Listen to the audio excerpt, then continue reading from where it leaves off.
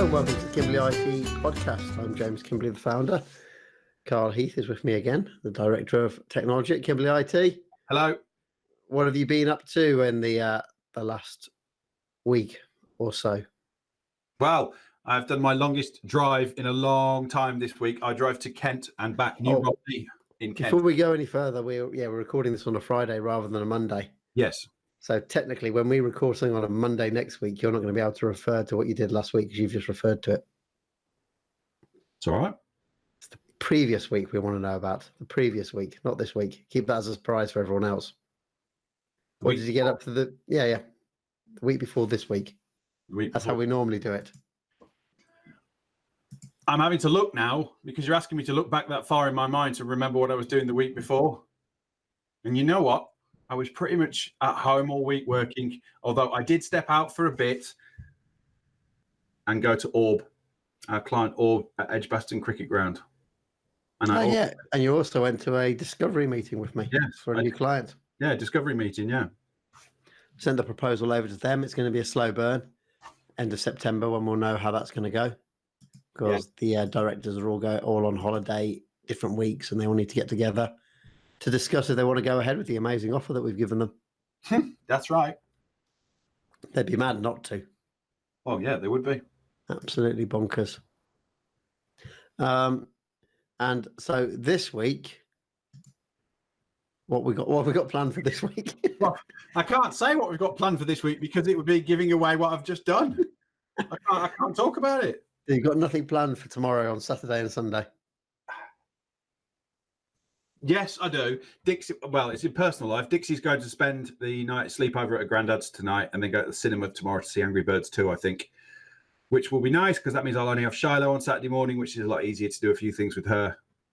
Well, what I'm planning for this week is to complete a client story and send it off to have it professionally edited. Yes, okay. Which I've done today. Okay. That has gone off and we should hopefully have that back at next week some point and then we can put it live. Okay. Live on the internet for everyone to see. So I can't talk about what I'm doing work-wise because it's all related to stuff that hasn't happened yet. Yeah, in that sort of way. Yeah. So okay. I decided to do a focus section this week about why video conferencing is the better way to go when you're communicating with people. Lots of businesses think you need to have a meeting in a room, get everyone together in a room, which means people have to travel in if they're not nearby, or they've forgot to leave their desks to go to a room to discuss a meeting where normally the first 10 minutes of a meeting are a waste of time anyway, because everyone's waiting for someone to join or someone's trying to fiddle with the TV screen to get their laptops plugged in to show what they're showing, or setting up a call if they've got people externally to come in. Video conferencing kind of gets rid of that because you can do that on your mobile phone and your laptop. So I think video conferencing is way better than a meeting or a telephone. We do them all the time. We actually record our podcasts using Hangouts Meet, which is a video conferencing software, but we can record the meeting as it's happening, and then when we finish the meeting, all the participants get an email of the video call or telephone call sent out to them via email, which is fantastic because it means we don't have to take notes anymore. So the one thing that happens in meetings is everyone sits down and they all then get their pen and papers out and start writing notes. Even though I've always thought, why do you do that? You've got a mobile phone that's got a record button on it. Why don't you just record the audio? And then you can concentrate. Because the problem when you're taking a note, you can't concentrate on what's going on. So we've all been in a meeting where, well, I haven't because I refuse to take notes. I've never taken notes in a meeting, but most people have all been in a meeting where they're taking notes and you can see someone's writing away and they're not concentrating on what's been said because they're trying to remember what they just heard and they're writing it down and they can't write that as quickly as someone can speak. Do you use some sort of savant then? Is that how you do it? You just do it all in your mind? No, I used to always use my mobile phone, sit it on the table and hit the record button on it. Oh, okay. All right, I see. But as I don't go to physical meetings anymore, or if I do... Except the one that's... yeah, I generally remember them. I just quite good at remembering meetings, but for video calls and stuff like that, we always record them. Everyone gets a copy and everyone can concentrate. So I always mention that to everyone before we start that we're going to be recording this video call or this conference call, and you're all going to get a copy after it. And it's based on the fact that you're not going to have to take notes. So we can all concentrate and get to the point really quickly. Yep. Yep. I like video calls over phone calls, to be honest. I prefer to see people's faces than talk to Well, the thing. Well, that's the other advantage you've got over video conferencing, over telephone conferencing. You see body language. Yep. And you can actually see if someone really understands what you're saying, if they're confused, if you're annoying them, and all those kind of things. Something funny happened this week in something that hasn't happened yet. I was on a video call with a prospect. They phoned in this time. They dialed in because they weren't able to video call in.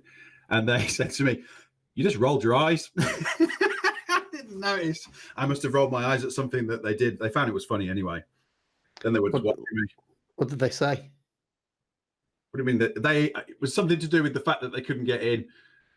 And they said that I rolled my eyes. No, I might not have. They might have been teasing me, but it was quite funny. We made a joke of it, but it was funny. Were you not recording the call? No. Always record the call. I didn't in that case record the call, no. But there's way more benefits as well, like screen sharing. You can't do that on a voice conference call. That's right. And the problem with voice conference calls are the vast majority of people put you on loudspeaker, put it on mute, and just have it playing in the background while they're doing something else, which you don't do on a video conference. In a video call, you're there, you're engaged because people can see you. You can always turn your camera off, I guess, but people can still. It's still easier and better to concentrate for a video call than it is on a telephone call, a conference call. I've been on conference calls where you put it on mute and you go do something else and that's not to do with the technology. It's because you shouldn't be on the call, because the call is a bloated affair where there's 8 people on it and it's a 2-hour agenda and you're only needed for 3 minutes in the middle of it. And that's when they invite you to the call and it's a waste of your time. That's why people do that. Yeah. Well, I'll tell you, we've got a client like that. You don't deal with this client. This is a legacy client that I deal with sometimes. Right. So like once every 6 months or so, they get in contact and it'll be like on a conference call and they just need my input on something. And I literally have the phone on loudspeaker, leave it down, let them carry on talking, and then just say, "Yep, that's correct." And then that's my part done. And then I leave. I used to have to do loads of those with O2 Telefonica, and it was a real waste of everybody's time. You could see the grind on people that it did to them because they were in multiple ones of these calls. You can hear the grind rather than see the grind on a conference call. I guess so, yeah. Yes. Yeah, video calls it's easier for people to jump in and jump out on a video call as well. James, they're not popular with people, I think, because they don't like seeing and hearing their own voice. They just find it odd. You super get used to it, but people don't like it. Yeah, well, you don't hear your own voice anyway if you've got it set up. It doesn't play it back to you. No, okay, well, you don't, but you will see. It's all to do with the camera. People Yeah. don't like. It's the thing it's the reason why people don't vlog and do things like that, because they're scared of the camera. People don't like seeing themselves on the camera. Yeah, and I suppose with the voice one, that's definitely the case with vlogging, because you will hear your own voice back, which does sound different to how you think you sound. Oh yeah, for sure. But yeah, it's all down to the camera. Video conferencing, people are scared of the camera. That's getting less and less. It's weird because it must be because you see yourself, because obviously you're not scared of face to face. It's completely when you see yourself. When you started vlogging, you were uncomfortable talking to a camera. Yeah, I did think it was weird. And that's the reason why. And then you get used to it and it's just second nature. You don't think about it. So video conferencing for us is second nature. We don't think about it. We just get on with it. But for most people, video conferencing is not something they do because they're used to using the telephone and stuff like that. And they're scared of the camera. It's quite often we'll get people to come on a video conference and they'll actually have their camera turned off. Oh, many times, James, definitely. Yeah. Dial in. Yeah, that I find that awkward in that they can see me, but I can't see them. And they could be doing the V's at me and I wouldn't even know. That's what I had this week. That's the sort of situation I had this week where they were chuckling and laughing because they could see me. And I was like, I won't turn it off. You can carry on watching me. I'm not bothered. But I couldn't see them for whatever reason. It was a technicality this time, apparently. I don't know. Maybe it was, maybe it wasn't. But you're right. I have had that a few times. It's always a technicality when someone can't do video. It's never the fact that you've covered your camera or you've turned it off. How long do you think? Do you think that'll carry on, or do you think there'll come a point in which there'll be just so many younger people coming through and work who aren't bothered about it that that'll just be the de facto norm? Yeah, it'll be the de facto. We know if we do a video call with our younger clients, not a problem. They'll just go on it. They'll have the camera on, no issue at all, really. Yep. But yeah, it's definitely an age thing, and younger people are more than. See, the difference is young people are used to doing video calls and stuff like that on their mobile phones. Very true. You've got video apps on there, all that kind of stuff. So it's a natural thing for an older person. Generally, as I said, it's nearly always people that were born before computers became commonplace. They always struggle with this technology. It's not that they find it hard; they just find it. On this case, they just find it difficult having a video and knowing that they can be seen. Yeah. The number one winner still for me every time is the fact that you don't have to move around to do it. You don't have to commute and travel, and that's super important. It just saves so much time, and you save a lot of time. You save money on fuel. You save environmental factors, all of that stuff. You don't have to move. There's no real reason to have to be in the room together. I don't really like being in the room with anybody unless there's lunch involved. It's like yesterday. So I had a message from an owner of one of our clients saying how much he loved Google, essentially instant messaging and video calling, because he was able to do it from his mobile phone. Yes, I know him. Well, we've got a video call with some of his team later. He's not going to join because he'll be on a plane to Croatia at the time. Nice. But yeah, he dropped me a message saying that he loves the system and everything about it, and he wants to get the company fully integrated into it and everyone using it. But again, that's because of the convenience of not having to go. So they've got locations around the country. So having face-to-face meetings, physical meetings, it's like 2-3 hour drive to get to places and locations. So being able to do a video call instantaneously by just sharing a link with somebody and not having to download any software or anything like that, and it just works, is absolutely awesome for him. Yeah, and to work with his team. Yeah, and it is for everybody when they get past it. When they get past it in their head and they realize it's not as bad as they thought, and they do it a few times, then they go, okay, this makes a lot of sense. Yeah, exactly. They've got to be willing and accept change as well. Sometimes the change has to be forced on them if they're not going to accept it. But the benefits are there, and it's nearly whenever someone doesn't accept change and you force it on them, they then realize, I was a bit of a knob not accepting this, not just going along with it from the start, because this has really helped me out and really saved me a load of time. Yep. So yeah, and video conferencing is better than using the phone. End of. And I'm going to tell people that we use Hangouts Meet if they didn't already know that, but as part of G Suite, so it lets us record the video calls. We can even have dial-in numbers, so if someone doesn't want to use the video, you can always turn the video off. But say they're on a mobile with a patchy connection and they can't do a video call, they can just dial into the call as well, into our video call, and we can hear their audio, and they can participate that way. We can also do a live broadcast up to 100,000 people. Wow. And with Hangouts Chat, you can instantly just set up a video call straight away. The one thing that I love about Hangouts Meet compared to like WebEx and stuff like that is there's no software that needs to be downloaded. It's not bulky. It's just really lightweight and runs inside any Chromium browser. Yeah, absolutely.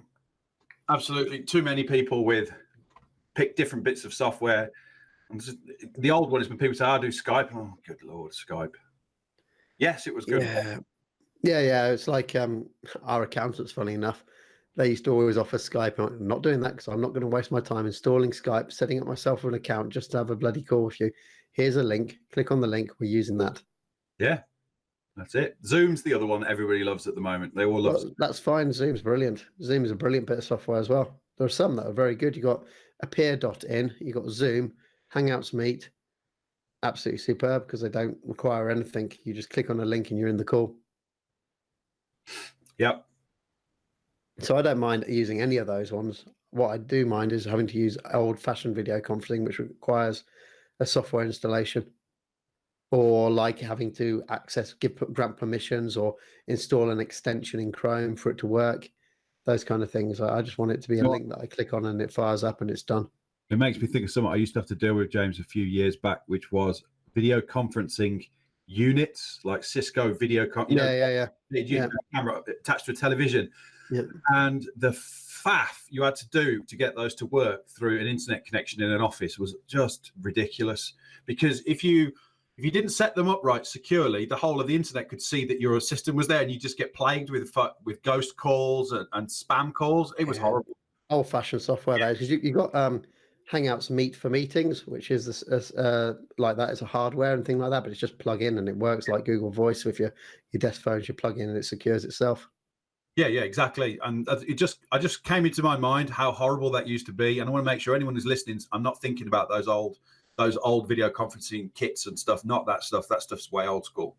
Yeah, you still come across those though. Oh yeah, of course. Yeah, loads of them were sold, and they were expensive too. So people tend to keep them for ages because they cost Exactly. them money. Yeah, I was about to say that. Yeah, when really they just need to go. No, It's the same. It's the same reason people keep servers, because they've gone and put down $8,000 on the server, and they think they should get like 80 years out of this server. I know.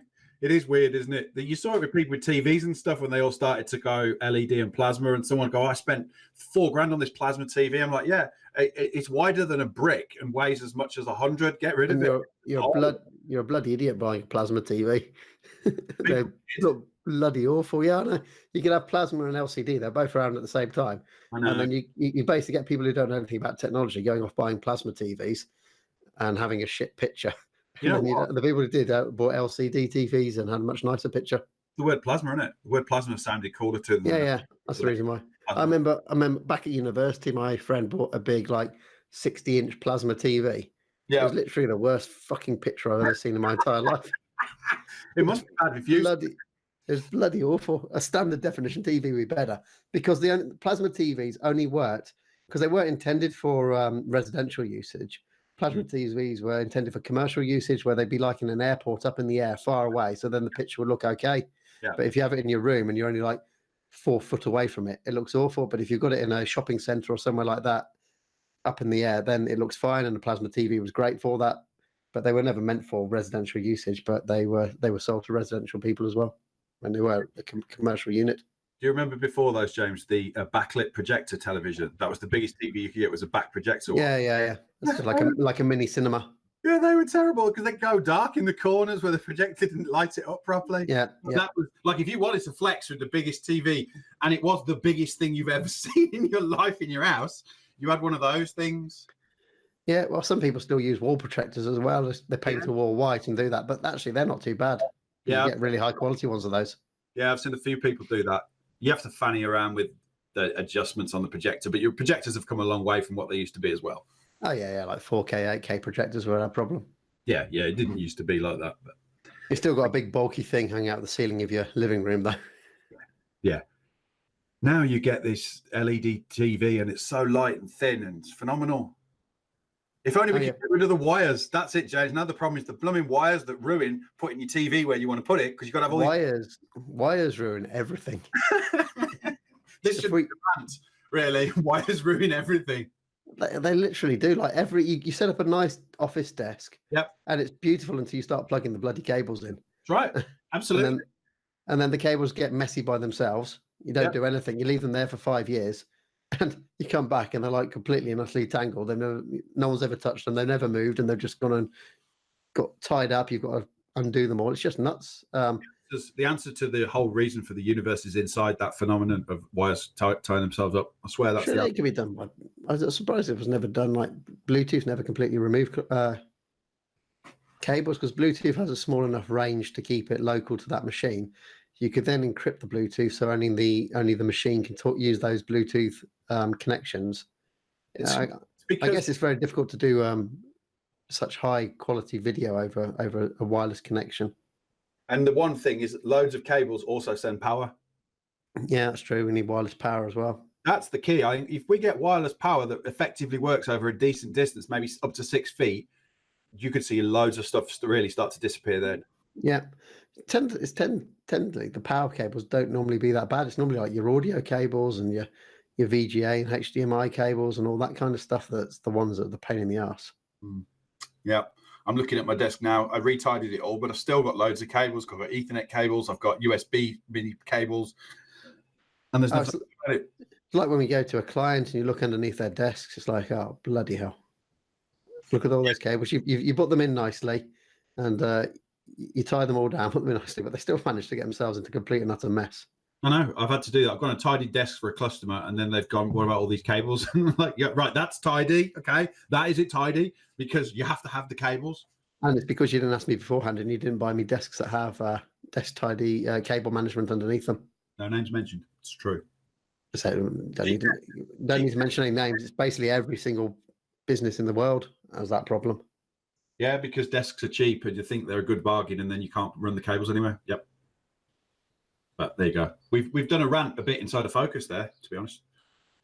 Yeah, but again, with going back to video conferencing, you can actually do that cable free if you do it with your mobile phone. Yes, I do all the time. I do. Apart from the power cable at night time, but you don't need it. You don't need to. You don't need that. You're not doing a video call at night time normally, unless you're in a different type of industry. No, I use it all the time to talk to my mum and dad so they can see Dixie and Shiloh. So yeah, use it all the time. Let's move on to the news section. Okay. Now, I set this up last week, so I've actually forgotten what the article is that I've recommended here. Oh, it's about facial recognition coming to a supermarket near you. Okay. Oh, yeah. So this is civil liberties groups, All right. Okay. rightfully actually complaining about facial recognition coming through. So the problem is there's a change in the law in 2014 where shoplifting of goods below the value of £200 was just made a summary offence, i.e. less serious, not to be tried by a jury, which meant police directed their time and resources away from shoplifting. So I imagine the vast majority of shoplifting that takes place is probably under £200 as well. Right. Okay. So because the police won't do anything about it if someone steals something for less than that value, essentially, private companies are coming out with CCTV recognition, and they'll go down like a high street and offer it to all the stores in that high street so they can then communicate with each other. So say if Tesco's had something stolen from it, that face will go onto the CCTV system that this company owns, and then any other store that's using that same CCTV system, when that person walks into their store, they'll be alerted that a suspicious person's come in. And the problem with this is that one, the facial recognition could be incorrect. It could be used badly. It could be an employee at Tesco's doesn't like a customer that's come in, or it's a friend he doesn't like, and he's marked him as a suspicious person on the CCTV system, and that's gone out to all the other shops. And it's kind of a bit like Minority Report, predicting crime. Okay. In that there have been shops where someone's come in who's been flagged up as a suspicious person. They've told him they've got to leave before they've actually committed any crime or done anything in that shop. And the main problem is it's not regulated by anybody. It's just private businesses doing this. It's quite easy. I could say, for example, I owned a shop and I didn't like you. You haven't done anything wrong.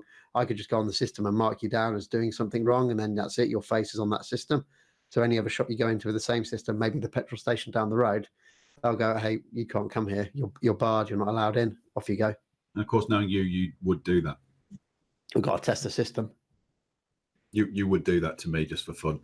Oh, you got to test it and stuff like that. It's the same thing, James, that is used in casinos in Las Vegas in the United States. Yeah, and it's basically in the casino. They know who you are. You can't go to Atlantic City. It flags up the moment you walk to the casino. Bing, bing. It's you. Out.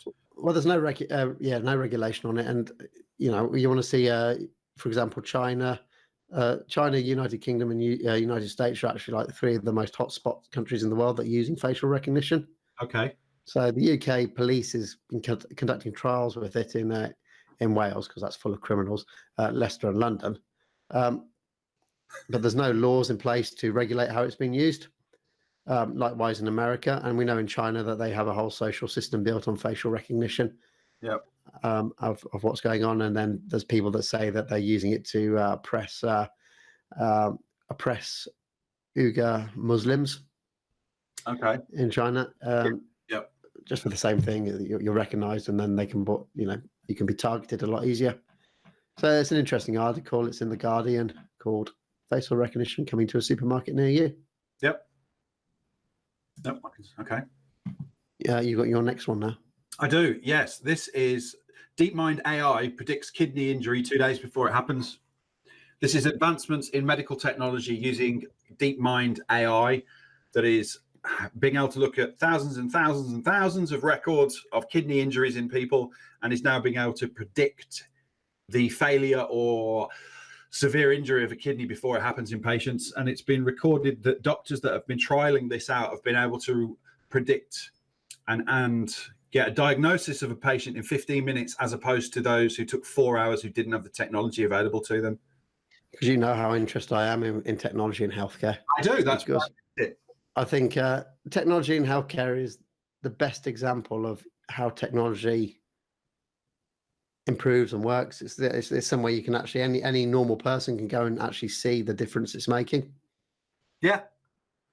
Yeah. Which you can't necessarily see that. So like we know technology is making like aeroplanes safer, other modes of transport safer, but you can't physically see can't physically understand how that's happening. No, I get you. But when you with this, you can relate to your own body. Especially the best ones are always the blindness ones, because everyone can close their eyes and imagine what it's like being blind, and see what difference technology can be if it can bring your eyesight back. So that's why the eyesight one interests me the most out of all of them. But yeah, healthcare technology is the best if you want to see how technology is improving the world and advancements are taking place in it. Yep, I agree. That's why I picked that story. I thought you would find it interesting. And it's another example where no matter what the privacy people say, all the tin hat foil wearer privacy people, ultimately, at the end of the day, the great big computing power that companies like Google have can and is used for the greater good in situations like this. If you don't have what Google has, you can't do this, and you can't make. Yeah, exactly. Well, it's been proven that AI is far better at detecting early signs of cancer than any specialist or consultant. Yeah, that's exactly. Yeah, exactly. It's better than we are, and we have to accept it. Yeah, and you have to use it, and you have to give it more information. If you want to, if you don't want to die of cancer early, you want to catch it as soon as you can. So that means giving the AI the ability to be able to find this and letting it use it, and not being aggressive and restrictive on the data that it can have access to.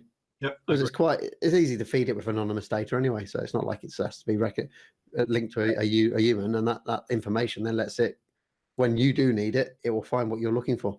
I think sometimes, James, that's where a lot of people get confused with the privacy issue with, say, Alexa listening to your voice and all those things that people talk about.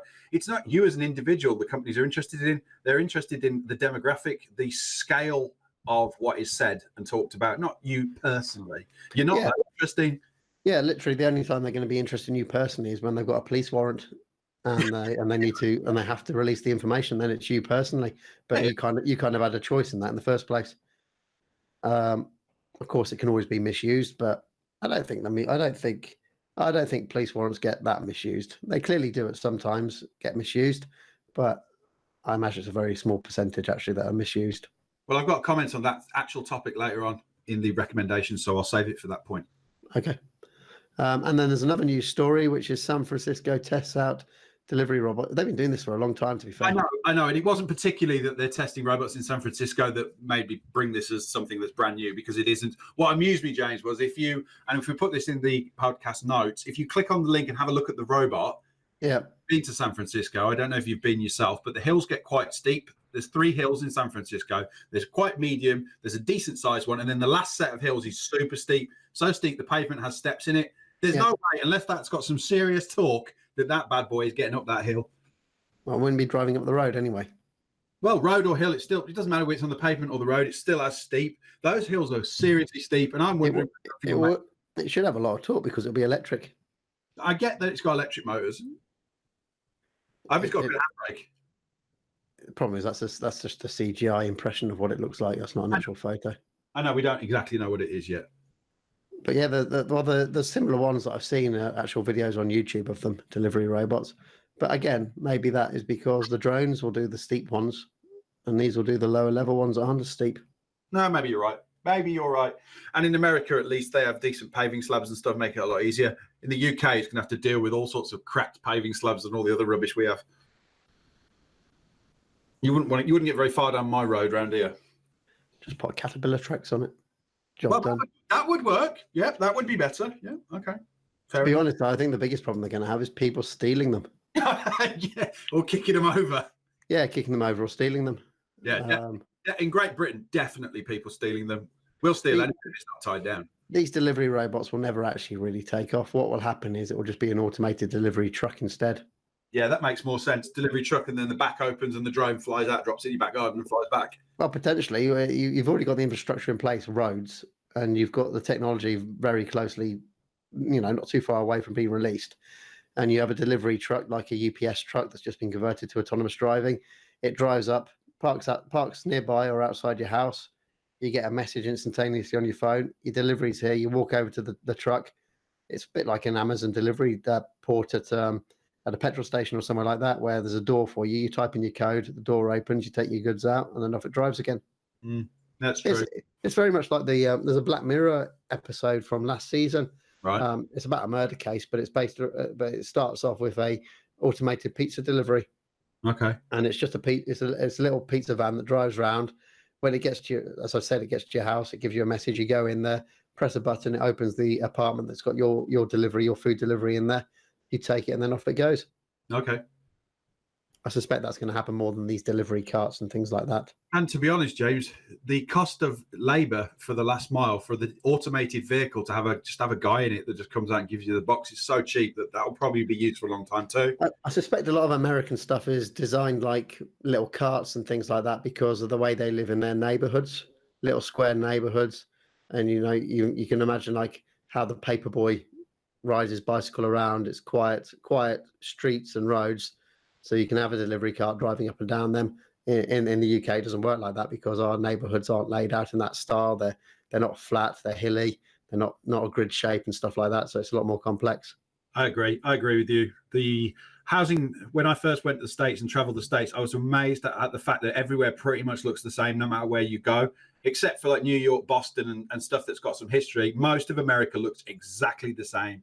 Well, they've got a massive advantage as well with their automation because of the grid system. Yeah. It makes automation a lot simpler than a city that hasn't got a grid system like the UK.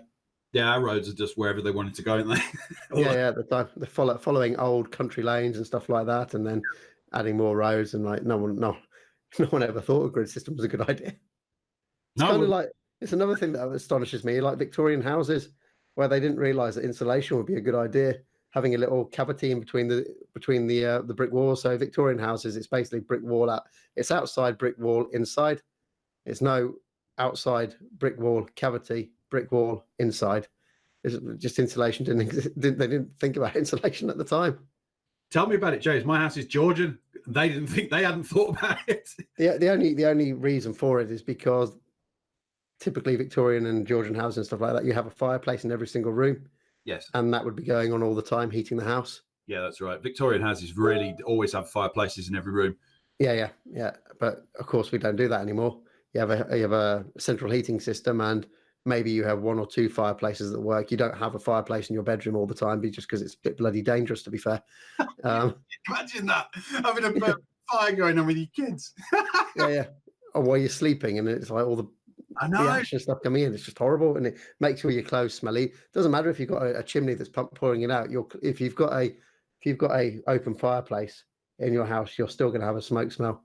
Because your chimney has to be cleaned out regularly, and if you miss that a bit, the smoke backs up. Back in those days, you could send a 5-year-old up that chimney after. Yeah, that's why you had kids. You relentlessly buggered them as well. That sounds a bit bloody odd. Well, you wouldn't mind doing that as a parent, but let's be honest. Chimney sweep. There was a reason chimney sweeps were horrendously sexually abused and. Oh, you are actually talking about that then? Yeah. I thought you just used a really bad phrase then. Oh no, I meant it. I meant that fact that unfortunately, those people in the world that abuse children did it particularly so with the sweeps. Hence, there was the Chimney Sweep Act and all that kind of business, because that's what was going on. It wasn't just we were sending them up lit chimneys; they were being sexually abused as well. Ah, okay. Horrible. Well, that's maybe why chimneys aren't as popular anymore. Yeah, dreadful stuff. And when people say, "Oh, it was," when people go, "Oh, it was better in the past," this is why it isn't. It never is. It's never better in the past, and the best time to live is always right now. It technically depends on that. It depends on the industry you're in. If I was a bank robber, I would be much happier in the 80s or 70s to do a bank job than I would be now. No, okay. Specifics, Jamie. You know that I know as a serial killer, the best time. I mean, I know about serial killers. The best time to be a serial killer was the 1970s. Exactly. So if you to be a criminal, the best time, if you were doing physical criminal activities, back then, because you didn't have the technology getting in the way. The 70s easy for you to get caught. Because people had freedom of movement, they had a bit more money, they were able to get around and kill people, but at the same time, there was no technology able to track them. And if you said, "Oh, James has moved to Glasgow, he's just moved," no one would question it. They just go, "Oh, you moved to Glasgow." They wouldn't know that you might be in my loft or whatever. No, there you go. So for some industries, the past was better. Yes, but generally, on a more uplifting note, philosophically, life is best now. Let's move on to your rant then, because it's so good. Life is now. You shouldn't have a rant, but apparently you've got one. So Let's see what that's all about then. I Remember, everything's best now. So this one gets me right. This morning I get up, I want some coffee pods for my coffee machine. Lidl do them cheaper than other places, and they're just as nice. So I go down to Lidl. There's no one really in Lidl. I've got 5 tills, and I go to buy my one item, and of course there's a woman in front of me doing a weekly shopping with like 400 items, and I have to wait for her to do a shopping. Why will Lidl not introduce self-service tills? I don't get it. Is it kind of some kind of punishment? dead easy. No. It's dead easy. It's their business model. But They're not. One, the self-service tills take up space, and they also take up resources because you always have to have someone standing nearby for when someone's messed up the scanning. Lidl shops and Aldi shops are very small. They're normally about 4 or 5 aisles, and they're packed. They're not interested in having their shops full of people just buying one-off items. They want people to go in there and do their weekly shopping because they're therefore more likely to buy to impulse purchase as well. That is the reason why they want people to do big shops. They're not a convenience store. They are a supermarket for people who don't want to go to Tesco's and stuff like that and Morrison's. And it's the big middle aisle is all about impulse buying. They want everyone to do their shopping, go in there, get in the queues and go out. If you're in a queue, you're more likely to look around as well and just pick something else that's up nearby the checkout till. They're not interested at all. It's not their business model to have people like you going in and buying one-off small items. It doesn't work for them. It's not where they make their money. It's costly for them to do that. No, there's nothing I can say. I know you're right, so I can't say any more about that. Did you rant over then? Kind of. So everything is better in the modern world. It's just annoying, but I know I'm not supposed to be there. I know I'm not their customer, and I'm not supposed to be there. Why don't you go to Tesco's? It's nearer anyway. Because the pods are twice as expensive. Okay, well, you'll just have to get them in your weekly shopping at Aldi from now on, or Lidl. I'm a skinflint. Recommendations. It's time for recommendations. I've got an app to recommend, actually. 2 apps. Okay. So you might have heard of Bionic by Stanford University. No. And there's also another app called Dreamlab, which is currently sponsored by Vodafone. So what happens here is you've got around the world, there is a massive supercomputer. That's everyone's computer bundled together as a supercomputer. And generally, it's a bit like Uber in this case. How often do you use your car? You use it maybe once or twice a day, and then it's sitting around doing nothing. Okay. Computer, you use a bit longer. So these programs use your computers when you're not on it. Okay. So, for example, Dreamlab. I've got Dreamlab on my mobile phone. So at night time, when I plug my phone in, I go to sleep. I'm not using the phone at all. So I'm handing it over to Imperial College London, on this case, who are doing they're using my compute power on my mobile phone to research drugs. So genetic tailored drugs repositioning for anti-cancer therapy. So doing cancer, I'm letting them do cancer research on my phone. Okay. When I'm not using it. Bionic's the same thing. So Bionic runs on your PC, and you can do things like you could help the SETI at home search for extraterrestrial life, analyze the sound waves that they've picked up. And when you're not using a computer, that software will kick in and start using your compute power. When you come back to using your computer or your mobile phone, it turns off so you can do what you want to do. And I just think it's a really good idea. I've used Bionic for many years. The SETI at home one, I've had that running on my machines, and now I've got one on my mobile phone. And why not? It's not costing me anything. I don't think it's shortening the life of my device either too much if it is, and it's just mobile phone's doing it overnight when it's charging. So I might as well let some useful research take place on that spare compute power I've got. So if lots of people started doing this and adding it to their computers, it would massively help with lots of research around the world. Right. So Dreamlab is the app, and that's on Android. I don't know if it's on iPhone. You'll need to check it, iPhone users, but it's Dreamlab in association with Vodafone at the moment. And Bionic by the Stanford University. I think is it Stanford University? I think it is. Bionic. Stanford is the name of the university, yes. I'm just going to call it Bionic's the name of the program. Sorry, it's Berkeley University. Okay. At Berkeley. So yeah, Bionic lets you do cutting edge science research on your computer when you're not using your computer. So you can hand it over to someone else. And all it does is it downloads a data file from their server, and it runs calculations on that data file. Same with the telephone, the mobile phone app. It downloads a data file. When you're not using the device, or in the background, it will run processes on it, and then send the results back, along with many other people that are doing it, to the research groups, and then they get the results. The mobile phone one's nice because you can set it so it only does it when it's charging, so it's not going to kill your battery during the day. But that's my recommendations for the week. Okay. I have recommendations on TV shows on Netflix, because I had the chance to watch them this week. One is The Survivor's Guide to Prison, which is a feature-length documentary on Netflix about the state of the American justice system.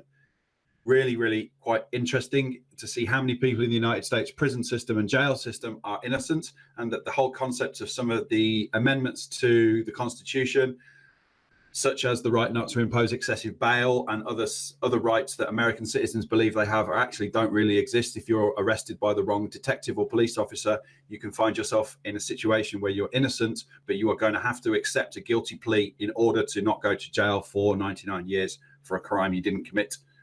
There may be somewhere in the region of 100,000 people in the American penal system who are innocent at any present time, out of around 2 million who are in the system. So it's pretty significant. And it's a really interesting documentary about a couple of cases of people who had nothing to... One guy came home and found his mother stabbed to death and murdered, and called the police, and they arrested him for the crime, and he was 26 years before he was freed, and he had nothing to do with it. I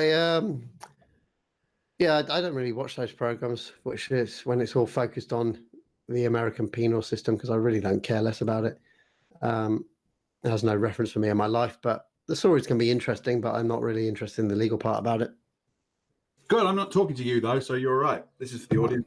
No, I was just saying, I don't know. There might be other people like that as well that don't watch the American stuff because of that. If you were interested, you'd have spoke. Otherwise, you'll go, I'm not interested in it because I'm not interested in it. Which I've just done for you. And the next one, The Dawn Wall, which is a feature. By the way, yes. You're not very good at spelling. You're not very good at spelling when it comes down to trademarks.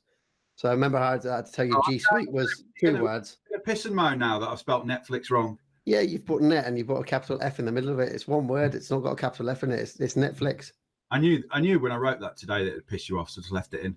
Yeah, you didn't know that until I just called it out. I've even got it written correctly above.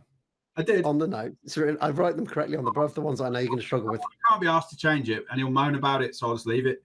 I bet you write BMW in lowercase. No, I don't. I don't write BMW. I have one. Or, yeah, it's funny it's G Suite as one long word. Right now, and I do YouTube right, and I do LinkedIn right. Yeah, I had to correct you on all of those. Oh, no, you did. It bothers you somewhat. Well, I kind of find it. I find it interesting that you can get it wrong when the logo's up there in the top left-hand corner, specifically saying how you spell it on all these services. You still manage to get it wrong. You're understanding some aspect of my psychology, then, aren't you? So there we go. Get onto the Dawn Wall anyway. Dawn Wall, feature-length documentary about rock climbing up El Capitan. This time it is not free solo, which is where you climb with no ropes.